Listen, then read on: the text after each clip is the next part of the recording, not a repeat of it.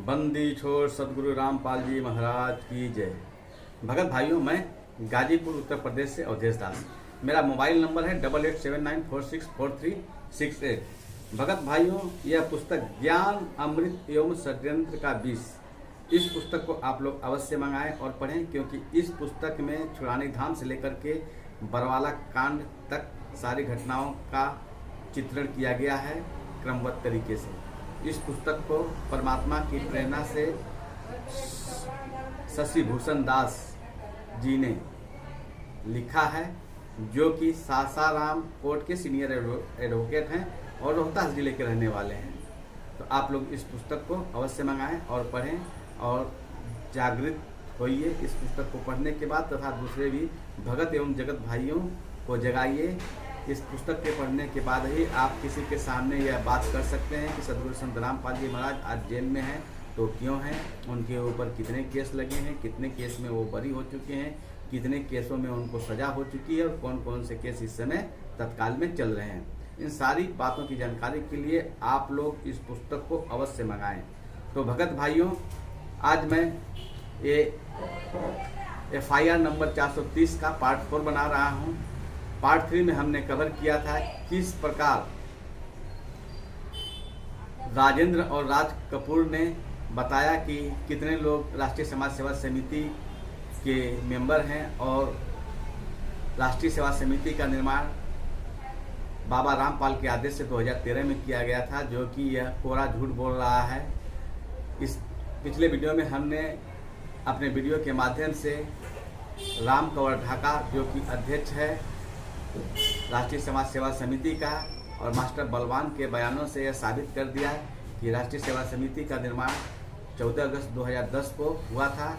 जब इन लोगों को फंसने की बारी आई तो ये लोग कोर्ट में झूठ बोले कि राष्ट्रीय सेवा समिति का निर्माण 2013 में हुआ था।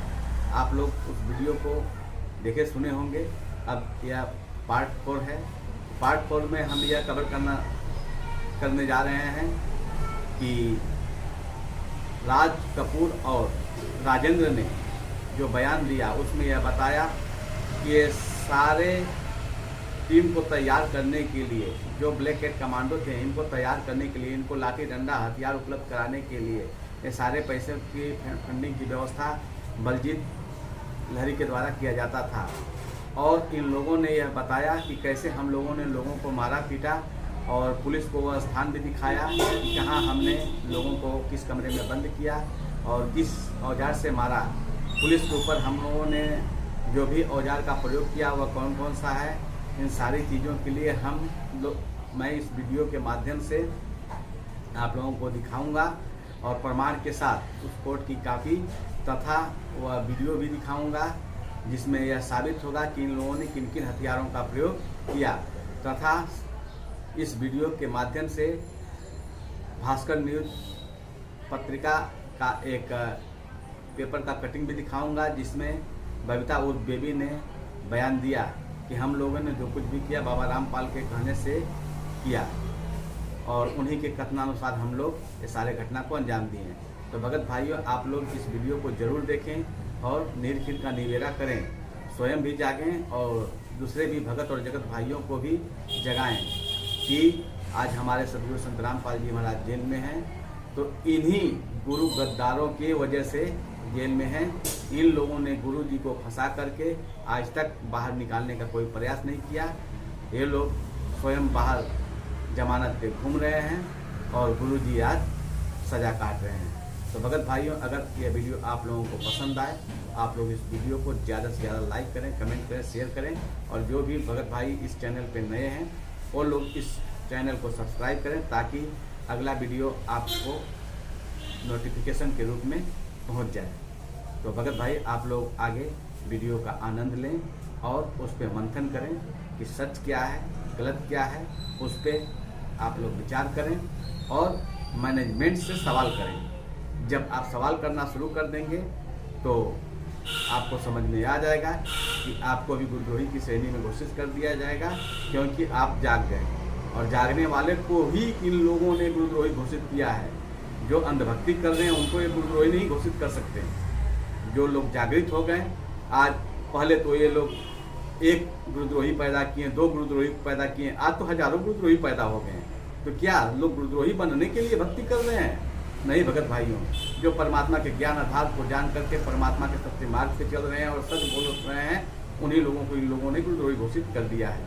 तो भगत भाइयों, आप लोग भी इस वीडियो को देखें, सुने और समझें और इस पे विचार करें। सत साहेब, वीडियो को आप लोग आगे देखें। इन व्यक्तियों का मुख्य कर्तव्य डेरा के लिए कमांडो तैयार करना था और लाठी, डंडा, हेलमेट आदि प्रदान करना था। इसके लिए बलजीत पैसे देता था। उन्होंने कमांडो के साथ मिलकर बाबा रामपाल की गिरफ्तारी पर रोक लगा दी और कानून को नज़रअंदाज कर दिया और उस समय वहां महिलाओं और बच्चों सहित बड़ी संख्या में शिष्य मौजूद थे। 18/11/2014 को जब बाबा रामपाल की गिरफ्तारी के लिए पुलिस सतलोक आश्रम की ओर आगे बढ़ी, तब उनकी योजना के अनुसार चारों दिशाओं में खड़े उनके कमांडो ने पुलिस पर लाठियों, डंडों, गुलेल, पेट्रोल बम और अन्य ज्वलनशील वस्तुओं और हथियारों से हमला किया। इसके बाद दोनों पक्षों में एक बार बदतर स्थिति पैदा हुई, जिसके कारण आश्रम में मौजूद महिलाएं और बच्चे घबरा गए और उन महिलाओं और बच्चों ने आश्रम के बाहर जाना चाहा। वे प्रशासन से टकराना नहीं चाहते थे। जब उन्होंने आश्रम के बाहर जाने की कोशिश की तो बाबा रामपाल के आदेश के अनुसार जिन महिलाओं और बच्चों ने बाहर जाने की कोशिश की, उन्हें पीटने के बाद कमरे में बंद कर दिया गया, चाहे वह मर भी क्यों न जाए। जिस पर बलवान, संजय, जोगिंदर, वीरेंद्र, कृष्ण बेहराना, पवन, राजीव शर्मा, राजेश उर्फ रमेश, नटवर लाल उर्फ लक्ष्मण, राजेश, रामचंद्र, पवन, सावित्री, सविता, नीलम, टीना, राजबाला, बबीता उर्फ बेबी ने उन महिलाओं और बच्चों को बाबा रामपाल के आवासीय घर के गेट के सामने स्थित कमरे में कैद कर दिया। जब वातावरण स्थिर हो गया तब उन्होंने पाया कि रजनी नामक एक महिला बेहोशी की हालत में मिली और उन्होंने उसे सतलोक आश्रम के गेट के सामने रख दिया। उनके प्रकटी बयान के अनुसरण में दोनों अभियुक्तों ने उन कमरों को निर्धारित किया जहां उन्होंने महिलाओं और बच्चों को जबरन कैद किया था। 17/12/2014 को अभियुक्त बलवान, पवन, राजीव शर्मा, राजेश उर्फ रमेश, नटवर लाल, राजेश, पिता हरिराम, रामचंद्र को गिरफ्तार कर लिया गया और उन्हें अपने संबंधित प्रकटीकरण बयान भी दिए। प्रकटीकरण बयानों के अनुसरण में इन अभियुक्तों ने घटना की जगह को निर्धारित किया। गवाहों के बयान दर्ज किए गए। लीवर, किडनी, हृदय और मस्तिष्क के पार्सल एएमसी अग्रोहा को भेजे गए और अंतरांग रासायनिक परीक्षक करनाल को विश्लेषण के लिए भेजा गया और किडनी, लीवर, हृदय और मस्तिष्क के परिणाम एएमसी अग्रोहा से प्राप्त किए गए थे, जबकि अंतरांग की रिपोर्ट अभी तक रासायनिक परीक्षक करनाल से प्राप्त करना बाकी है। जांच पूरी करने के बाद अभियुक्त राजेंद्र प्रीतम उर्फ राज कपूर, बलवान, पवन, राजीव शर्मा, राजेश उर्फ नटवर, राजेश उर्फ रमेश, नटवर लाल, राजेश और रामचंद्र के खिलाफ चालान 26/2/2015 को कोर्ट में पेश किया गया। अदालत की अनुमति मांगने के बाद पुलिस ने अभियुक्त जोगिंदर उर्फ बिल्लू, वीरेंद्र उर्फ विजेंदर, बबीता उर्फ बेबी, रामपाल पिता नंदलाल के प्रोडक्शन वारंट जारी किए। 13/7/2015 को वर्तमान केस में अभियुक्त जोगिंदर उर्फ बिल्लू और वीरेंद्र उर्फ विजेंदर को गिरफ्तार किया गया। 16/7/2015 को अभियुक्त बबीता उर्फ बेबी और 31/7/2015 को अभियुक्त रामपाल को जांच में शामिल किया गया और वर्तमान केस में गिरफ्तार हुए। प्रकटीकरण बयानों के अनुसरण में उपरोक्त अभियुक्तों ने घटना स्थल को निर्धारित किया और जांच पूरी करने के बाद अभियुक्त जोगिंदर उर्फ बिल्लू, वीरेंद्र उर्फ विजेंदर, रामपाल और बबीता उर्फ बेबी के खिलाफ चालान अदालत में 29/10/2015 को पेश किया गया था। तो भगत भाइयों, आप लोगों ने देखा कि ये लोग कैसे अपने जुर्म को स्वीकार किए और यह भी स्वीकार किए कि उन लोगों ने कैसे पुलिस बल पर लाठियों, डंडों, गुलेल, पेट्रोल बम और अन्य ज्वलनशील वस्तुओं और हथियारों से हमला किया। और भगत भाइयों, इन लोगों ने घटना को अंजाम देने के बाद उस स्थान को भी दिखाया जहां इन लोगों ने लोगों को मारपीट करके कमरे में बंद किया था। भगत भाइयों, इसके साथ आप लोगों को एक और प्रमाण, जो भास्कर न्यूज चैनल है, इसके पेपर के कटिंग को भी मैं आप लोगों के सामने रखना चाहता हूं, जो कि बबीता उर्फ बेबी ने बयान दिया था भास्कर न्यूज के सामने।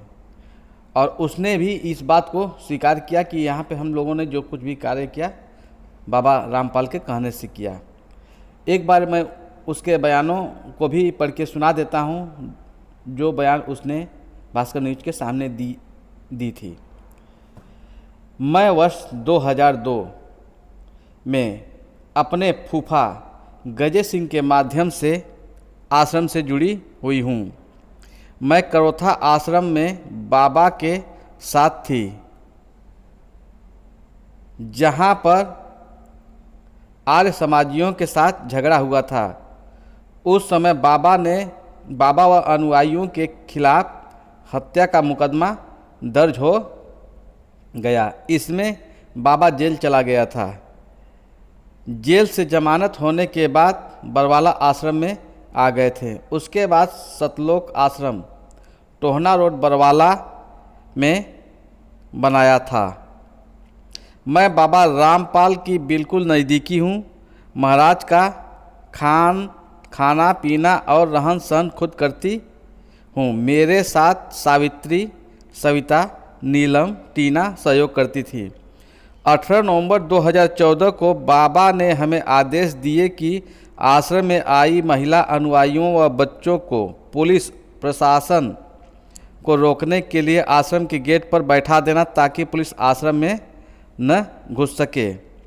हमने महिलाएं व बच्चों को कहा कि किसी भी सूरत में पुलिस प्रशासन को आश्रम के अंदर प्रवेश नहीं करने देना है, चाहे तुम्हारी जान भी चली जाए।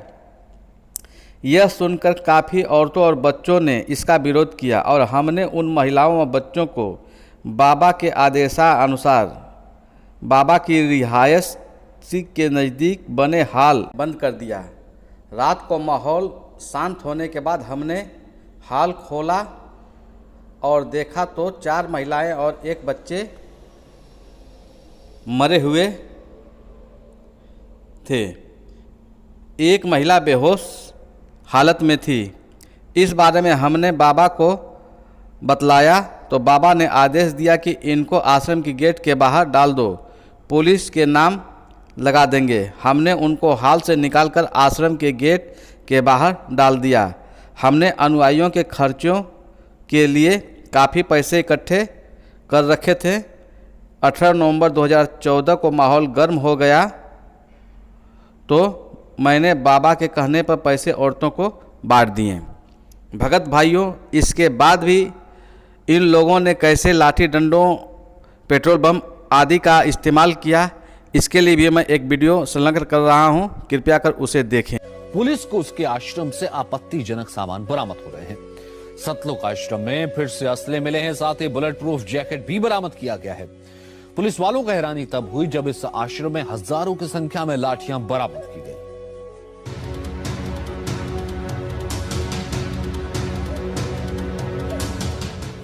रामपाल के सतलोक आश्रम में तलाशी के दौरान एक के बाद एक खुलासे हो रहे हैं। तिलिस्म बन चुके सतलोक आश्रम से रविवार को पुलिस ने कई हथियार और बुलेट प्रूफ जैकेट बरामद किए, लेकिन सबसे हैरान करने वाला था हजारों लाठियों का जखीरा।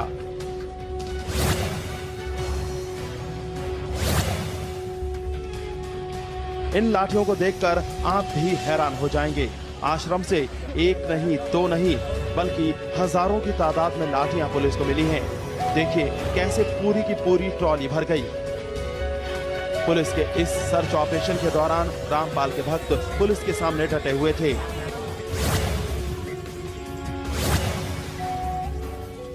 आश्रम से लाठियों के अलावा खतरनाक हथियारों का मिलना भी जारी है, लेकिन पुलिस उस वक्त हैरान रह गई जब उसे आश्रम से 3 बुलेट प्रूफ जैकेट मिले।